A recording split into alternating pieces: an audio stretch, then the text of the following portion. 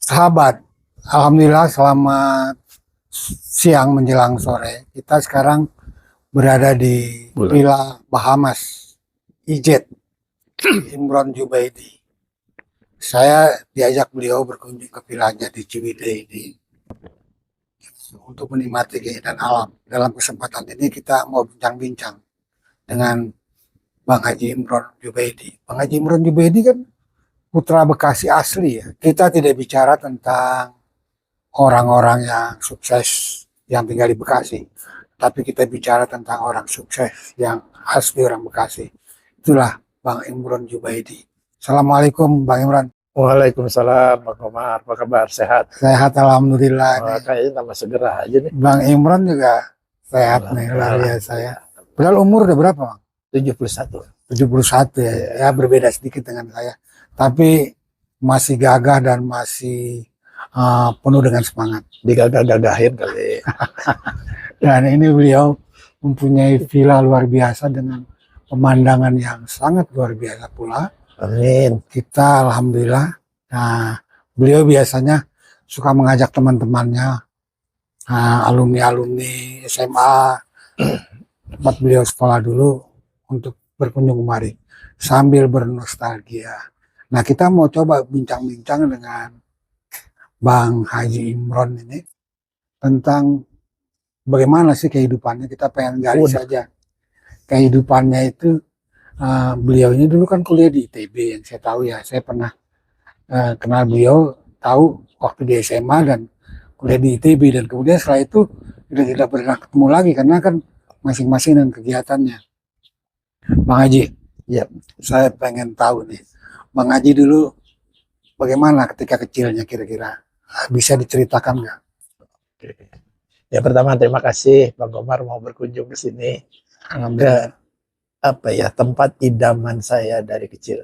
Ingin mempunyai sebuah villa di daerah pegunungan yang tanahnya luas, pemandangannya indah. Cita-cita masih kecil. Cita-cita masih kecil. Ya, walaupun pada saat itu ya mimpi. Kayaknya nggak mungkin.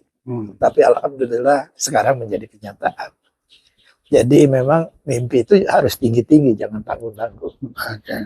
Kalau ditanya masa kecil saya waktu kecil itu kecil sekali ya. Waktu sapian, orang Bekasi bilang, itu penyakitan. Ya, sampai saya ketika adik saya mau lahir diungsikan ke rumah engkong, nenek di ujung Menteng. Jadi di sana, nah makanya sampai saya SMA, badan saya itu mungil, kecil. Kecil, saya kenal dulu kecil. Kecil, mungil. Makanya heran setelah di ITB kok jadi gede, jadi tinggi. Gitu. Jadi ternyata pendapat bahwa kalau sudah dewasa orang nggak bisa tinggi itu salah. Ternyata saya bisa lebih tinggi, bisa lebih gede. Baik ya, sebagai anak Bekasi, kalau ditanyakan bagaimana masa lalunya ya seperti anak Bekasi pada umumnya. Ayah saya gabungan antara seorang petani, seorang birokrat, pernah di politisi, ya. Tapi semua itu saya ngalamin.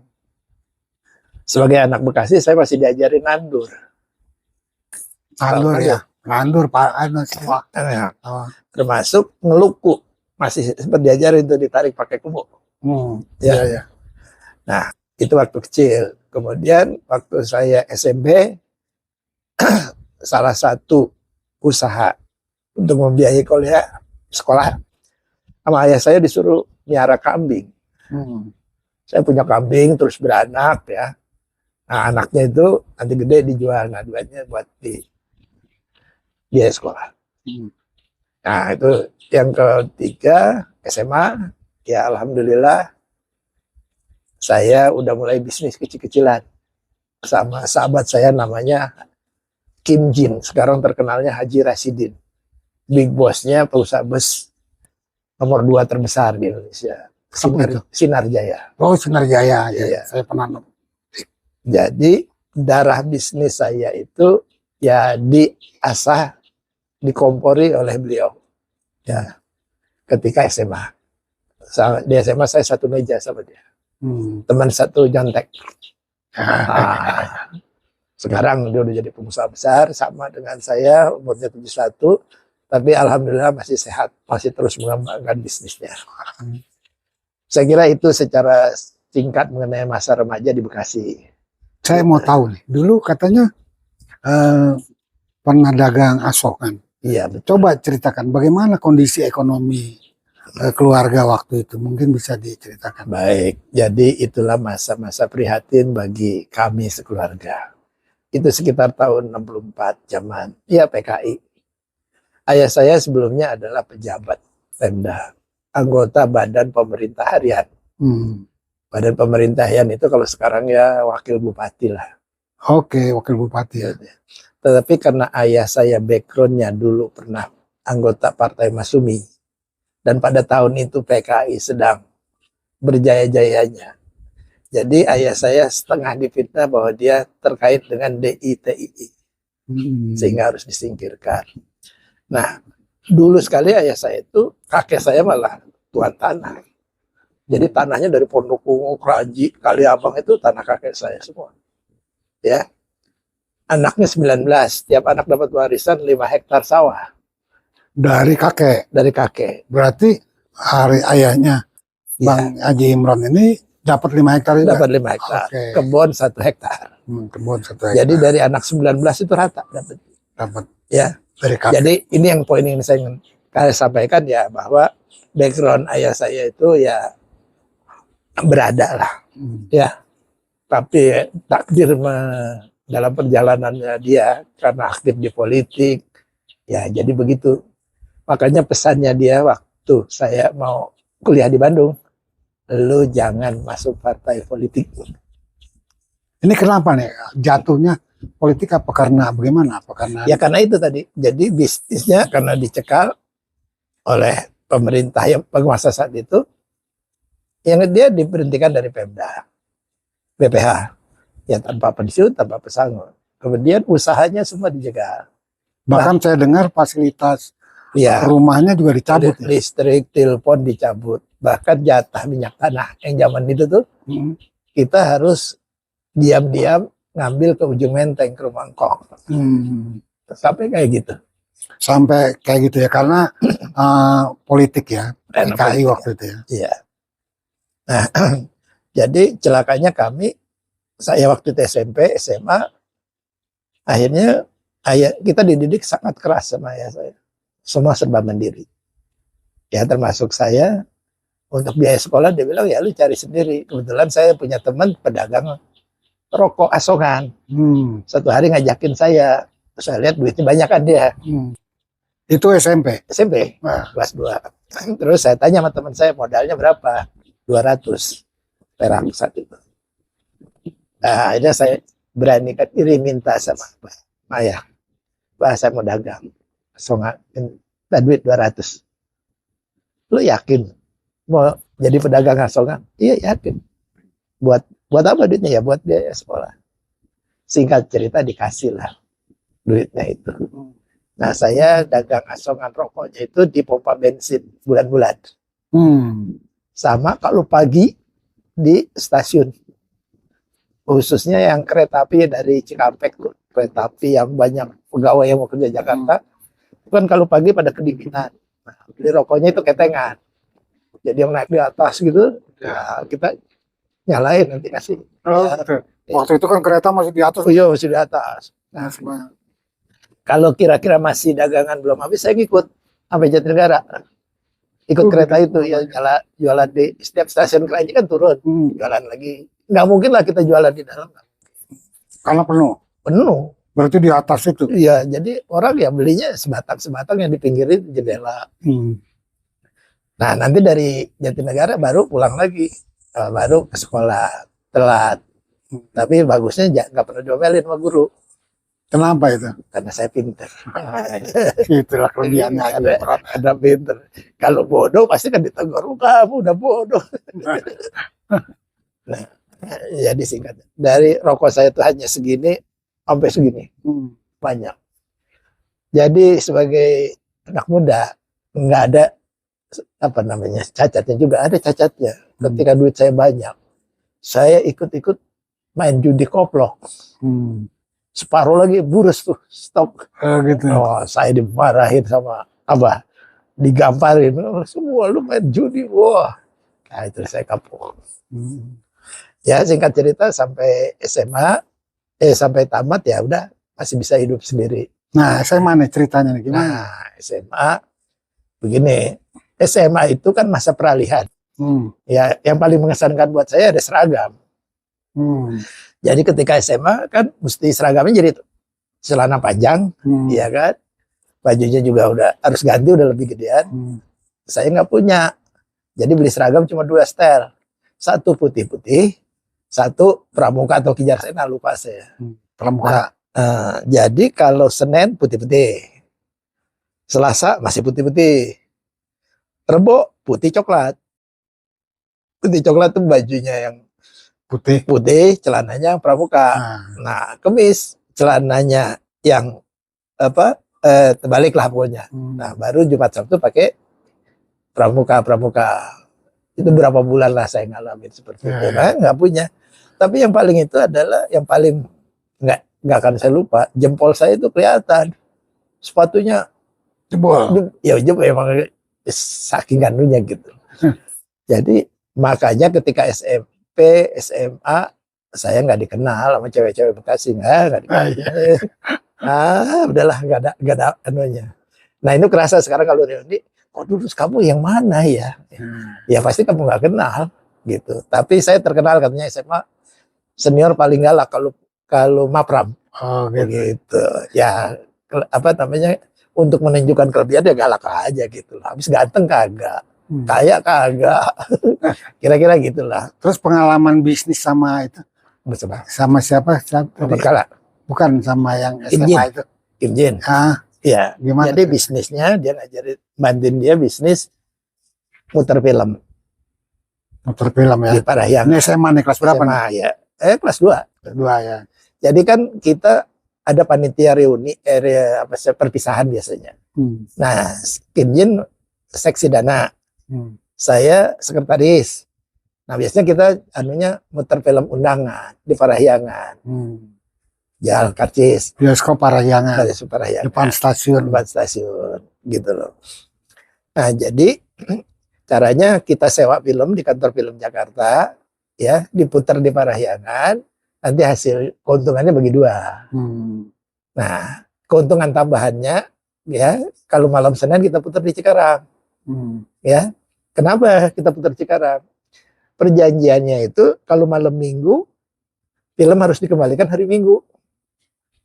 Hari Minggu kan kantor film tutup. Ya. Jadi kita bawa ke Cikarang dulu. Besok Senin pagi baru kita pulangin. Nah itu, karena bukan salah kita kan. Iya, karena kantornya tutup. Itu cerdas. Ya itu cerdas namanya. Gitu. Itu pengalaman bisnis ya. Pengalaman bisnis. Dan sekarang sahabatnya itu sudah menjadi bos. Jadi bos. Bus Sinarjaya itu. Nomor 2 terbesar di Indonesia. Udah 2000 lebih kalau nggak salah. Nah jadi ya kita kalau ketemu dia ya biasa aja. Tamu di kantornya, kalau saya datang ke kantornya, oh nggak ada yang diterima. Saya jadi VIP. Itulah arti persahabatan. Iya. Alhamdulillah. Terus bagaimana cerita bisa masuk ITB itu? Nah ini yang paling seru lah. Saya kan ceritanya di SMA nih pinter nih. Saingan saya kan cuma 1. Yang sekarang jadi dokter terkenal di Bekasi, Dokter Aang Raharja. Itu saingan. Ya. Nah, tamat SMA, dia nilai terbaik, saya nomor 2. Gitu loh. Terus kita sama-sama dong, coba daftar di ITB, di UI, dan macam-macam. Tapi karena keterbatasan dana, saya hanya daftar ITB. Aang daftar juga ITB, daftar juga di UI. Gitu loh. Yang diterima ITB saya. Nah, Aang di UI, jadi dokter, saya jadi insinyur. Nah, tapi cerita saya bisa masuk ITB itu yang menurut saya apa ya, mengesankan dan dramatis buat saya pribadi. Jadi ceritanya setelah tamat SMA, saya cita-cita sangat bulat mau masuk ITB, terpengaruh oleh ceramahnya, promosinya Komarudin. Komarudin waktu itu senior ya. Senior, udah masuk ITB dia. Jadi dia datang ke SMA, ya biasalah memprovokasi kita. Nah di akhir ceramah dia mengatakan begini, Dede siapa yang mau masuk ITB? Saya pede nunjuk sendiri saya. Tapi bukannya saya disorakin sama teman-teman. Wih belagu lu gitu loh. Dari SMA Bekasi mana mungkin gitu. Wah Pak agak malu saya. Nah tapi itulah mungkin orang yang dibully ya, didengar doanya sama Tuhan. Akhirnya saya bisa diterima ITB melalui proses yang seru lah. Nah saya mulai cerita ketika itu saya minta uang sama ayah saya, Bah saya mau masuk ITB, minta duit buat daftar. Tahu apa jawabannya, Abah? Masuk ITB, siapa yang nyuruh lu sekolah? Wah, kaget saya. Dan dia memberikan jawabannya yang sangat masuk. Abang lu, empok lu gak ada yang gue biayain ke universitas, cuma sampai SMA. Jadi lu juga cuma sampai SMA aja. Kalau lu masuk ITB, lu cari sendiri duitnya. Nah itu. Disitulah saya nangis. Ya, akhirnya ibu saya datang, peluk saya. Udah tahu, lu gak usah khawatir, nih gelang gua lu jual. Gelang. Buat ongkos pergi mendaftar. Singkat cerita, dijual lah. Saya mendaftar ITB, hanya satu-satunya saya mendaftar ITB. Memilih jurusannya pun gak ngerti, cuma karena saya jago fisika, ditanya sama petugas pendaftaran mau jurusan apa, saya bilang saya nggak tahu. Nah, dia tanya lagi, kamu pinternya apa? Fisika. Ya udah kamu fisika teknik aja. Gitu. Itulah kenapa saya masuk fisika teknik, bukan karena kemauan. Ya singkat cerita, terimalah ITB. Pada saya dari rumah ketika udah diterima itu bawa sepeda ke Bandung. Ya. Bawa sepeda. Jadi nggak naik angkot di Bandung, awal-awalnya saya naik sepeda gitu loh. Nah tadi kan saya udah bilang ayah saya tuh ya seperti nggak peduli gitulah. Ya saya juga karena keterbatasan atau dia mau merasa adil gitu loh terhadap anak-anaknya. Jadi habis testing ITB pun saya tahunya itu saya diterima dari Pak Supartono. Pak Supartono guru SMA. Paspal SMA. Iya, Paspal. Jadi ketika saya mau sholat maghrib, dia naik sepeda depan masjid. Imran sini. Selamat ya, kamu diterima. Terima apa Pak? Kamu diterima ITB. Oh iya Pak. Loh kamu nggak tahu? Enggak Pak. Oh, jadi guru-guru itu memonitor rupanya. Ya siapa yang diterima, siapa yang enggak. Akhirnya saya mengkonfirmasi itu dengan mendengarkan radio 8EH ITB. Ternyata nomor saya ada dan disebut. Nah, mulailah persoalannya. Bagaimana ini? Aduh. Karena ekonomi ya? Iya, karena ekonomi. Nah, waktu testing ITB aja, ya. Saking saya nggak punya saudara, nggak punya siapa, dan nggak punya duit buat nginep di penginapan atau hotel, saya waktu hari testing itu tidurnya di musola. Dekat tempat testing di Jalan Semar. SMP 9. Ya, 2 hari gitu di situ. Ya udah, habis itu pulang. Minta izin aja tuh sama ya musola mah minta izin ya. Ya dia udah tahu lah ini musafir. Nah terus bekal saya bisa lulus pakai apa? Saya dikasih oleh Bang Komarudin, bukan Komarudin ente bukan. Ya, Komarudin gede. Senior. Ya, itu apa namanya stensilan lah soal jawab testing ITB selama 10 tahun terakhir. Nah setelah saya pelajari, saya bolak-balik, ternyata polanya itu sama setiap tahun. Ya kan soalnya fisika, matematika, ya polanya sama. Ya, pertanyaan sekitar itu, cara menjebaknya 2 tahun. Dari situ saya tahu polanya. Nah makanya ketika tes, saya udah tahu polanya jawabannya dengan cepat. Kan udah checkpoint. Setengah jam selesai. Nah kan waktunya 2 jam tuh. Terus pengawasnya lihat ini anak udah selesai nggak keluar, ditanya, kamu udah selesai, Dek? Udah Pak. Ya udah keluar sana. Kamu boleh keluar? Ya boleh. Ya udah saya keluar. Di ujung sana saya lihat juga ada orang yang keluar. Nah ternyata dia diterima juga di ITB, sama-sama jurusan teknik mesin. Ya itulah cerita awalnya. Setelah di ITB ya udah. Jadi gimana menghidupi diri kan katanya kesulitan ekonomi. Jadi gini, saya nggak berani tinggal daerah atas lah kayak antum pada.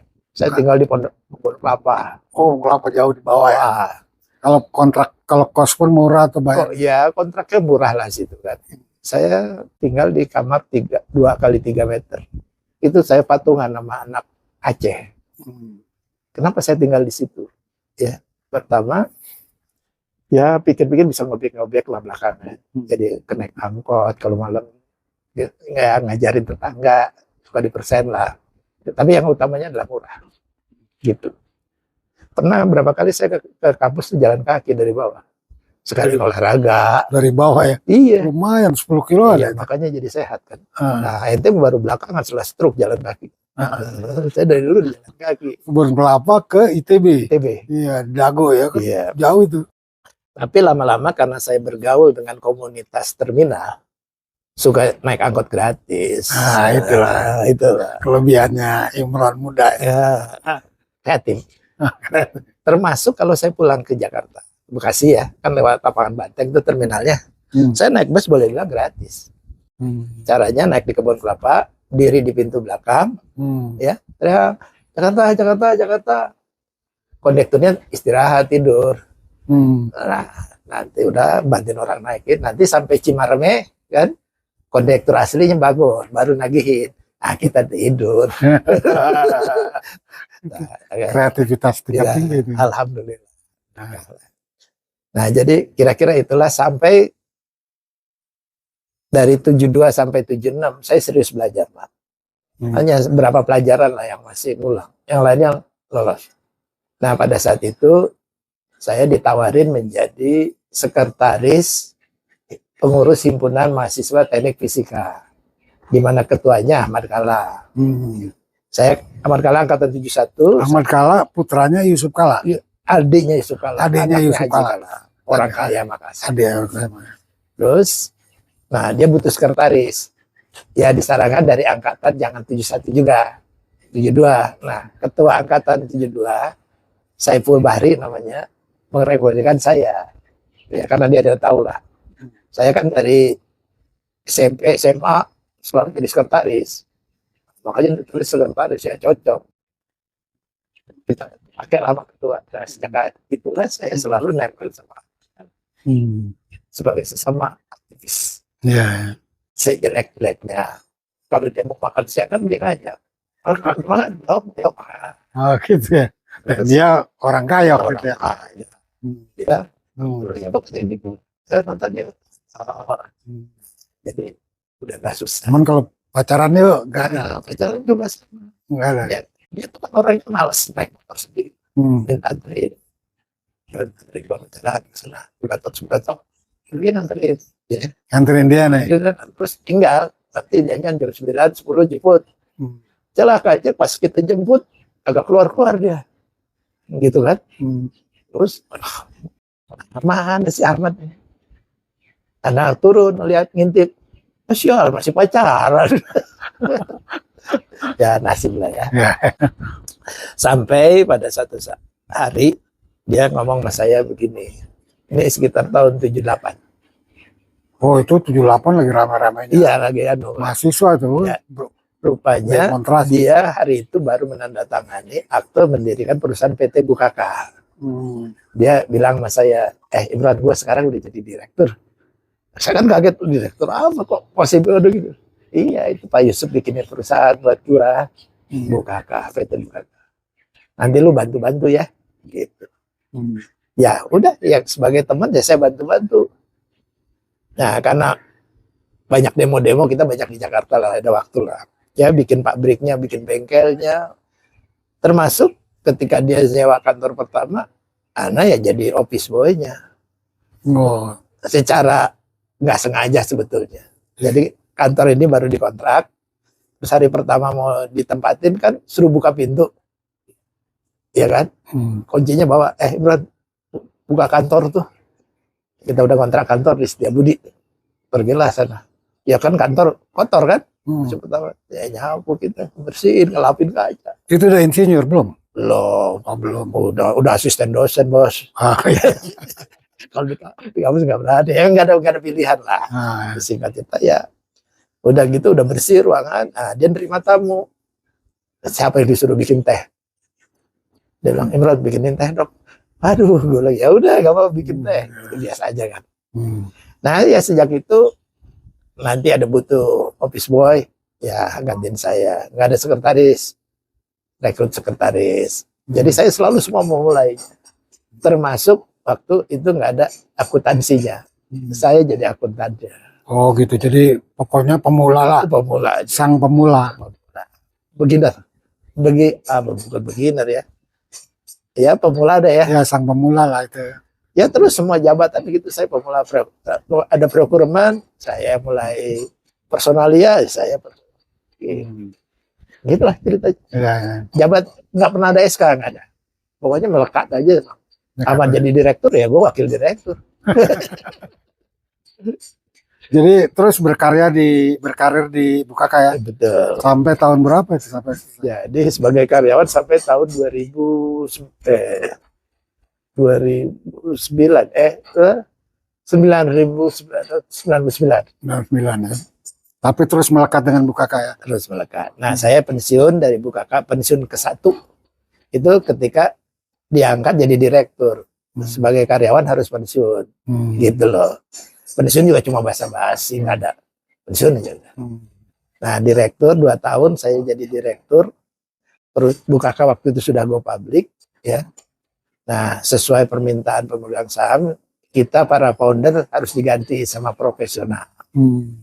Masuklah direktur-direktur dari IBM, dari Citibank, dari mana-mana lah. Nah, kita founder suruh pensiun. Karena dianggap nggak sesuai dengan ya udah zamannya.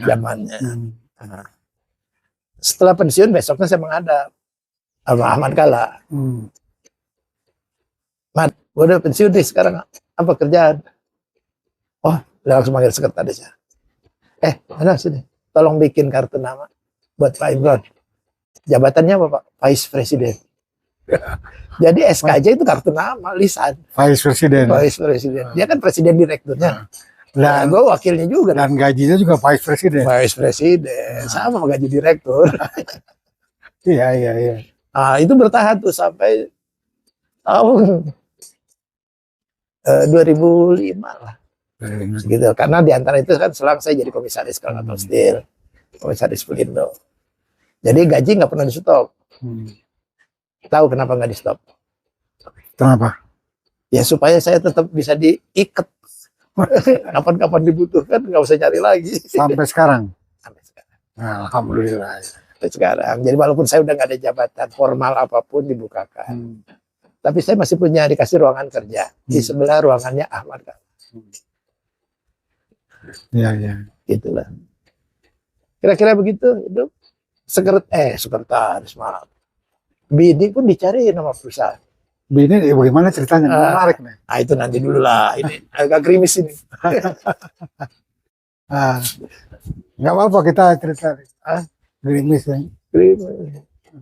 Jadi ceritanya begini. Saya kan beberapa teman lah. Itu kerja keras banget. Teman dia di Bukaka. Nah. Jadi rupanya Pak Yusuf Kala mungkin ya. Kasihan nih bocah kapan cari jodohnya kerja terus. Itu umur berapa tuh? 30. 30 ya. Akhirnya panggil personalia, kamu cari anak Asmi atau Tara Kanita, ya, kita butuh karyawan nih, suruh pada melamar. Yang belum tamat juga nggak apa-apa. Melamar lu berapa cewek gitu. Nah, terus salah satunya yang jadi istri saya. Karena tiap hari dia langsung jadi sekretarisnya direktur keuangan. Langsung dari direktur? Sekretarisnya direktur keuangan, anak Asmi. Ya kan Asmi. Langsung sekretaris. Ya, direkturnya juga masih muda, umur 30 tahun juga. Masih biasa lah. Nah kan tiap hari ketemu. Iya. Ya, lama-lama ya cantik juga. Dia pikir ganteng juga. 6 bulan kemudian. Padahal itu udah diatur. Diatur dan tidak diatur. Tidak diatur ya, tapi diberi kesempatan. Akhirnya berjodoh ya? Ya banyak juga saingan. Di kantor juga banyak yang nasir. Nah ini memang jodohnya. Ya jodoh saya kali. Tapi itu pun yang milihin. Gitu loh. Ibu saya yang milih. Ya jodoh lah sampai sekarang udah 40 tahun lebih. Kalau sekarang udah berapa putra? Putra 3, 3, cucu 4. cucu 4. Putra 2 cewek, 1 cowok. Oh, satu udah berkeluarga semua ya? Semua udah berkeluarga semua, sudah sarjana semua, 2 ITB, 1 BINUS. Oh, tetap di Indonesia dan sudah bekerja di Sudah bekerja, mapan. dia ya udah mapan, nyari sendiri, nggak dibantuin bapaknya. Oke, ya. Jadi alhamdulillah 2 tahun yang lalu saya ulang tahun, udah dikasih hadiah ulang tahun sama anak saya yang laki-laki. Nah, Tahu apa hadiahnya? apa? Hyundai Santa Fe. Oh iya, Itu hasil senang banget. Anak gua udah bisa beliin. iya, iya. Ya. Berarti pohon sudah membuahkan hasil. Nah, yang paling membahagiakan saya juga sekarang ya anak-anak tidak menyusahkan saya. Cucu udah berapa tadi? 4. 4 ya. Alhamdulillah. Ya jadi bacakan ya teman-teman yang anaknya masih dibantuin bapaknya. Anak Ya. saya alhamdulillah udah enggak. Jadi ya saya bantuin bukan karena dia minta. Saya bantuinnya tahu nggak Pak? Kayak apa? Saya bikinin kos-kosan. Jadi saya udah punya kos-kosan hampir 70. Saya bilang bukan buat kamu ya. Buat bantuin cucu. Keperluannya. Iya, iya. Karena kalau dia tugas suaminya, tugas pasangannya kan. Gitu. Itulah akhirnya saya menghabiskan hari tua ya kayak gini. Membangun, bantuin ponakan bikin rumah. Inilah hasil karya terakhir saya. Ya, jadi itu apa? Cucu udah 4, anak 3, semua sudah mapan ya. Terus saya dengar juga bekerja bukan di Bukaka, di Pattaya. Ya pernah saya 13 tahun jadi komisaris BUMN. 5 BUMN. 5 BUMN ya. Bukan karena fasilitas Pak JK ya, bukan. Itu kapasitas pribadi itu. Pribadi. Sudah memang kapasitas pribadi. Ya, kebetulan pada waktu menterinya Pak Sofyan Jalil kenal saya waktu sama-sama di tim sukses SBY-JK. Jadi dia tahu saya. Nah, tahun 2008 dia meminta izin ke Pak Ahmad untuk saya diangkat sebagai komisaris Krakatau Steel. Karena Krakatau Steel akan dikembangkan, mau dibangun. Itu tahun berapa itu Krakatau? 2008. 2008. Terus kemudian apa lagi? 8 tahun saya di Krakatau Steel. Saya diminta ke Pelindo. Yang pertama tugas saya adalah komisaris utama Rukindo, perusahaan BUMN yang mau bangkrut. Alhamdulillah saya tangani, ya bisa pulih lagi. Sekarang masih hidup, masih jalan. Dari situ saya dibutuhkan lagi oleh Pak Sofyan Jalil lagi untuk memimpin pembangunan New Priok, terminal yang reklamasi itu. Nah, targetnya terminal tahap 1 selesai bulan Agustus 2016. Alhamdulillah selesai. Dari situ saya dipindahkan ke terminal Peti Kemas Koja. Nah, terakhir di jasa peralatan pelabuhan Indonesia. Oh, alhamdulillah. Pensiun kemarin tanggal 29 Februari jam 10 malam. RUPS-nya jam 10 malam diberhentikan. Gitu. Ini nih yang menarik nih. Dulu kan Bukaka itu kan terkenal tuh dengan belalai gajah, proyek belalai gajah. Saya dengar Bang Haji Imron tim pro-nya di situ, benar ya? Ya karena memang nggak ada orangnya itu aja. Jadi ya mau nggak mau walaupun bukan saya jago. Nah, awalnya saya mulai, terus ketemu yang lebih kompeten, serahkan ke dia. Oh gitu ya. Artinya sang pemula lah. Ya pemula. Forader. Nih terakhir nih. Kira-kira pesan apa buat bocah Bekasi nih? Bocah Bekasi. Bagaimana menghadapi masa depan? Yang penting itu harus sekolah menurut saya. Sekolah itu bukan kita harus pintar pada bidang itu. Ya, bahwa nanti kita akan berkarir di bidang itu. Ilmu saya itu sama sekali nggak pernah dipakai. Ilmu fisikanya itu nggak pernah dipakai. Justru yang saya banyak dalam kerja ini adalah ilmu manajemen. Nah, ketika sekolah itu kita diajarkan ya kemampuan mengelola manajemen. Jadi yang pertama bocah Bekasi ini sekolah. Itulah yang selalu ditekankan sama ayah saya. sekolah. Karena sekolah itu membuka peluang. Buka peluang. Ya, sekarang kan yang jadi pejabat kan karena sekolah. Ya, kalau yang jadi, maaf lah ya, yang masih anak orang kaya gitu, kalau nggak sekolah ya gitu-gitu aja.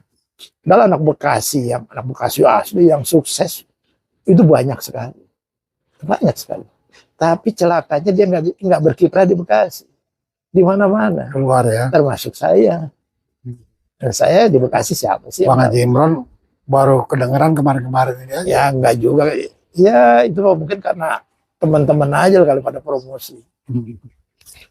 Saya yang tadi yang pertama, yang kedua sekolah, yang kedua ya sekolah. Ya jalanilah hidup dengan ikhlas, jujur. Jujur ya. Jadi kalau dapat kepercayaan, jaga amanah. Insya Allah berkah. Ya. Kalau udah berkah, nanti kayak mengikutin. Dimudahkan. Dimudah. Boleh dibuktikan lagi. Jadi itu sekolah dulu. Sekolah, jujur. Ya udah ikhlas ya. Jadi diberhentikan sebagai ini, ya jangan kesel. Nggak diangkat jadi ini. Ada hikmahnya semua. Iya, ada hikmah. Ikhlas aja. Dan yang paling penting secara religius lah. Jangan lupa bayar zakat, bantuin orang. Itu paling penting. Banyak kadang-kadang orang lupa. Dari kasih kekayaan, lupa.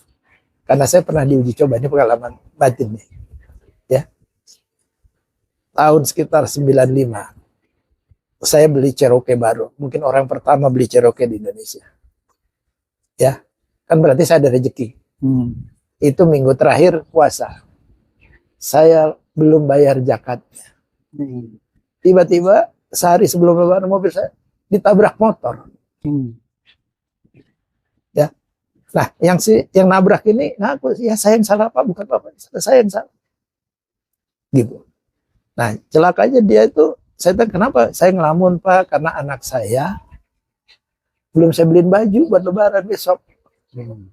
Lu tinggal di mana? Cibarusa, kata orang itu. Nah, udah dia nabrak saya bawa ke rumah sakit, terus karena motornya kan hancur. Dengan Cherokee itu saya anterin ke Cibarusa, udah lemah. Jalan sawah macam-macam. Nah, ketika sampai rumahnya itu ada anak kecil di galangan sawah tuh. Bapak pulang. Wah, besok jadi lebaran. Disitulah saya tersebut. Apa maknanya? Pertama, saya introspeksi, gue belum bayar zakat. Ya, punya hak orang lain kan, punya orang susah. Makanya kepada anak itu saya kasih duit. Bukan saya nuntut sama bapaknya ganti rugi, saya kasih duit. Gitu loh. Nah, dia kan bersyukur. Ya alhamdulillah. Ya kesini dengan rajin membayar zakat, melebihi dari hitungan 2,5%. Bersyukur lah ya, kita bersyukur. Semua dilancarkan. Termasuk ada cerita tentang ini. Nanti aja itu season kedua. Yang mana tuh? Ini saya sampai bisa punya villa. Oh ya, nanti kita kedua ya. Itu ceritanya ya fantastis juga. Boleh juga saya ceritain sekarang. Gini ceritanya. Anda kan beli tanah ini cuma 1.000 meter. 1.000 meter. Awalnya. 1.000 meter ya. Bayanginnya punya ini nih, barang-barang bekas. Rumah bekas dari Wonogiri. Berjalannya waktu, tiba-tiba sekarang tanahnya udah 1 hektar. Ini ada villa mewah kayak gini. Ada. Tahu salah satunya apa? Saya berjanji waktu lagi mulai membangun ini kepada warga RT dan sebagainya, saya mau nyumbang masjid. Pak RW sama warga bilang, Pak, yang kami butuhkan bukan masjid, Pak. Masjid masih bisa dipakai lah. Kami butuh air. Jadi udah berkali-kali ngajukan pemerintah, itu program air bersihnya nggak jalan. Dari mana? Dia bilang dari gunung Pak, ada mata air 2,5 kilo dari sini. Terus ya udah bertahun-tahun nggak dipenuhi pemerintah. Jadi kalau Bapak mau nyumbang ya nyumbang itu aja. Saya bilang begini, gini deh, kalau saya dapat gusuran bahasa Bekasi nih, ya agak gede, nanti saya bantulah. Subhanallah, nggak sampai seminggu saya dapat telepon dari seorang di Ciamis, toko saya laku, Hmm. dibeli sama dia. Langsung saya ingat, oh ini penafsiran ya, bisa aja saya salah. Karena saya janji mau nyumbang air yang dibutuhkan masyarakat sini, berarti kan orang sini pasti tanpa sengaja dia berdoa. Ya, mudah-mudahan Pak Haji Imron ini dapat gusuran. Ya karena prosesnya sangat cepat. Saya nggak nawarin apa, orang itu datang sendiri mau beli dan dalam tempo 2 hari jadi bayar kontan. Nah, saya ingat, makanya langkah pertama saya kasih 100 liter buat narik pipa air dari gunung ke situ. Itulah pipa air. Nah, itu tafsiran saya. Iya, tafsiran. Ya bisa salah, tapi saya meyakini. Nah, saya kaitkan dengan kejadian-kejadian. Pokoknya kalau saya nolong orang, ya Bersyukur ya. bersyukur, tolong bales. Karena yang berdoa bukan hanya kita. Orang yang kita tolong pasti doa aja lebih. Ya, begitu. Jadi, ya apa aja lah, misalnya Bang Komar perlu bantuan, ya saya nggak pikir, udah gitu loh. Nanti kan otomatis berdoa. Iya kan. Kemarin saya dibantu waktu jalan Jogja Bandung. Ayo nggak usah lah itu Pak. Baiklah, sahabat, itu bincang-bincang kita dengan Pak Haji Imron, dan mudah-mudahan menjadi inspirasi. Khususnya tentu adalah bocah Bekasi, karena ini kita bicara dalam konteks anak Bekasi. Jadi Sekian sahabat. Enggak, saya mau tambahkan supaya lebih yakin bocah Bekasi, ya. Saya mau bilang, engkong gue, bapak gue, itu orang Bekasi asli. Orang Bekasi asli, dan bahkan Dari jalur bapak ya, ibu Ujung Menteng, Ujung Malang, masih keluarganya Kiai Nur Ali. Jadi ya saya ini Bekasi totok. Bahkan Kiai Haji Masturo almarhum, itu ayahnya dari Bang Haji Imron Jubaidi, baru saja nama jalan disematkan pada Kiai Haji Masturo, Jalan Kiai Haji Masturo, di seputar alun-alun. Ya di depan rumah. Di depan rumah itu ya langsung. Demikian sahabat, mudah-mudahan menjadi inspirasi bagi kita semua. Sekian, assalamualaikum warahmatullahi wabarakatuh. Waalaikumsalam.